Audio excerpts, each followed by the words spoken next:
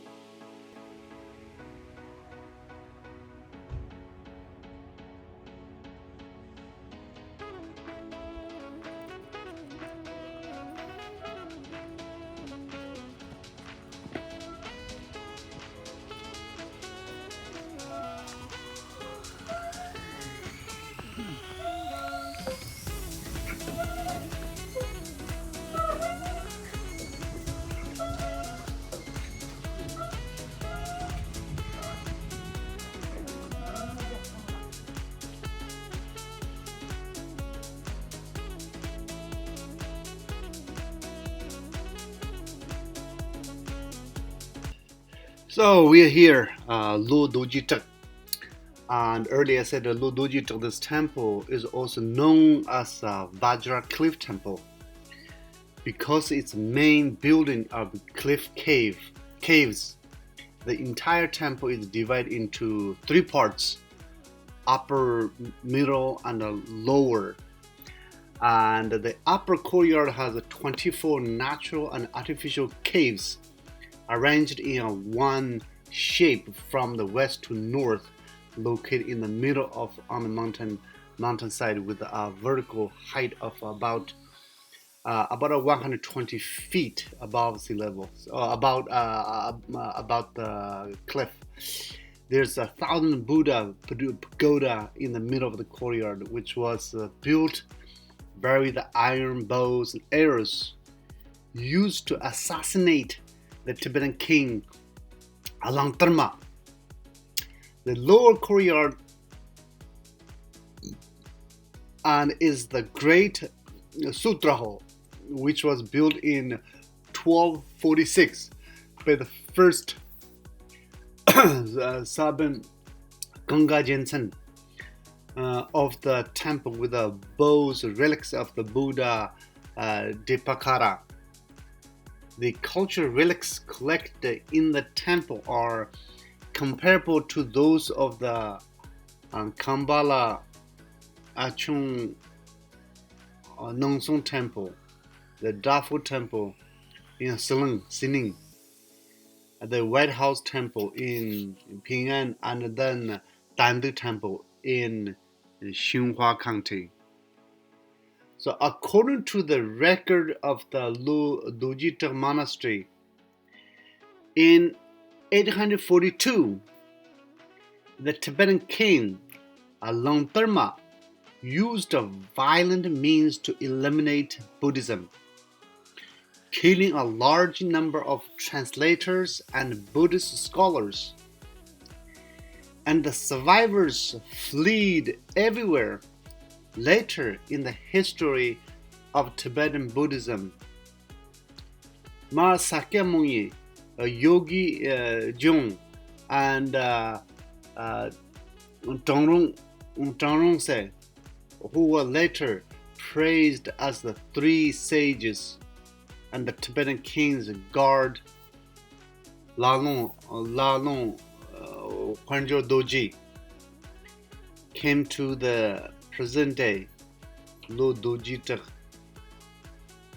in order to preserve Buddhism.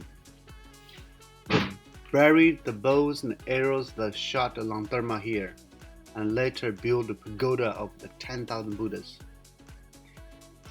According to the existing objects and documents of Lu DorjeeZha Temple, grottos were already place of high-ranking monks from other Tibetan Buddhist sects to practice in the secret long before Gelugpa sect became popular. Therefore, they are older than some other temples in the area. Today, the temple has 28 natural and artificial halls built at ancient times, and horses, 1,130 cultural relics, and including Buddhist statues,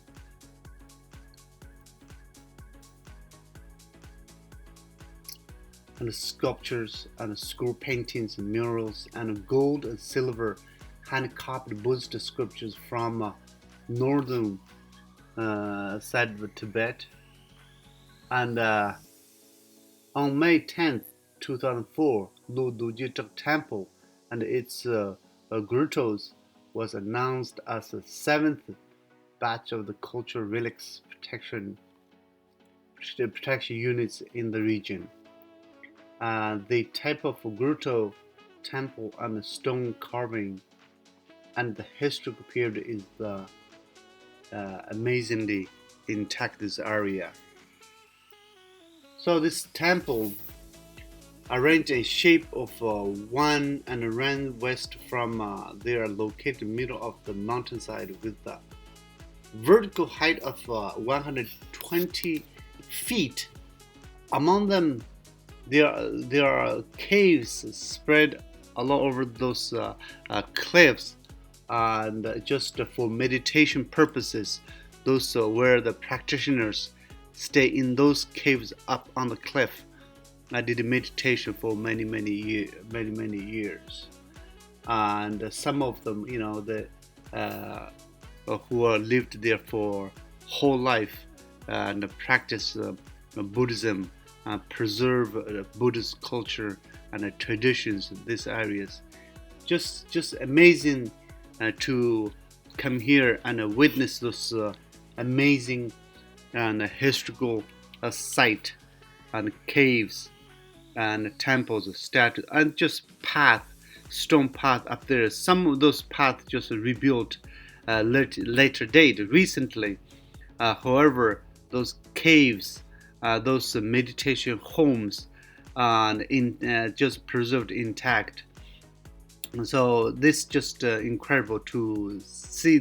Came here, modern day. Today's 2025, and still exists such a place called a Buddhist holy site, and those meditation caves and stay here. So we are walk up to the cliff and just visit this little hut. So built 1,000 years ago, but some of it look like the wood, the wall. You can look at this rebuilt and to original shape, but it looks like a nice place. But view just amazing, overlook the whole valley, and imagine you were here like 600-700 years ago and live in those caves, did meditation and to preserve Tibetan Buddhism.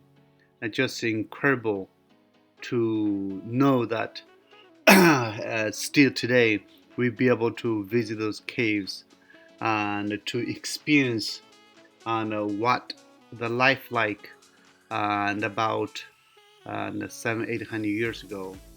Look, this Yellow River's way over there. It's a Yellow River Valley, and this area called Jianzha. And this Lu DorjeeZha, this temple, is very close to Jianzha Town. And so we today came here to see the some just deteriorated the house. And those are probably old homes, 100 years old homes right here. And over here is another. Look at the gate into the cave. And some of them doors are locked, so not allowed to go in. And you can see the cliff way up there, and a straight and a cliff, and on this cliff they just carve into the cliff and made those meditation and caves for individuals, and basically it's a solitary confinement and to practice our own mind. Imagine that. And still this path built on the cliff and walk up there, and just amazing. I mean, this turmoil in the history we talk about, it's 800 years ago something, this area where people come here and did practice. So let's go into this little cave here that carve into the mountain, and you can see those probably that's cliff right there. You can see, and mid caves right on the cliff. And when you go in, let's go in. So you can imagine you are 800 years ago. You live in this cave. Doing meditation in this cave with nothing, and just very limited resources, but yet preserved Tibetan Buddhism in these areas, because during that time, and the Langdarma, king of Langdarma, was trying to destroy Tibetan Buddhism in Tibet somehow. And he, as a king, he did not like the Buddhism's way of the practice. So he's more focused on the political side of the governance, and try to eliminate, because Buddhism is practice compassion, care for others, which doesn't fit his agenda to become a king. So he want to eliminate Buddhism in Tibet. However, because people's patience, people's endurance, and loving Tibetan Buddhism, and they just escaped from Lhasa area and came down here, Ando region, and just hiding in those caves, and preserved Tibetan Buddhism, and also practiced themselves in Tibetan Buddhism to become someone, later on, 100 years later. So Tibetan Buddhism, and from this area spread or back into central Tibet on Tibetan plateau. It's just amazing history when you walk here on this cliff, try to imagine the difficulties, the endurance, the patience, the hardship, and the people went through those areas 800 years ago. and just it's imaginable. I just sit here today, walk around, sitting in the cave, try to meditate, try to imagine, and how the life look like. I mean, nowadays we can drive and here, just get here. It's easy, but 800 years ago, and either walking or horseback, and just travels the days and days and days and months, and came down here and just determined to practice Tibetan Buddhism, and also that preserved its religion and culture. And today, and fortunately, and Buddhism still flourishing on Tibetan plateau. Still, people practice Buddhism actually all over the world. Just especially Tibetan Buddhism is one of the fastest growing religion on the planet, because its practice, its philosophy is kind of fit into our daily life. And so that's why, and I came here today and to do my prayers, to do my worship, and here at the Lu DorjeeZha Monastery, and walk around here, just feel the history, and also it's appreciate those who preserved Tibetan Buddhism, those who studied, translated, and Buddhism today's world. It's just Buddhism is all over the planet, and I mean in the world today. If you ask people, the Tibetan, and then 99% of the population in the world know who Tibetans are, and because of Buddhism, because of Buddhist philosophy, which as make us so proud to be a Tibetan, to be a Tibetan Buddhist, which is make us so proud. Anyways, thank you very much for visiting this temple with me. Thank you. So what an amazing journey. So now we're going to return back our home. So thank you very much for coming with us to visit this wonderful temple called the Lu DorjeeZha. It's located in Ando region on the Tibetan plateau. So see you next time, and until then, and be good, be healthy, be happy. Again, thank you very much.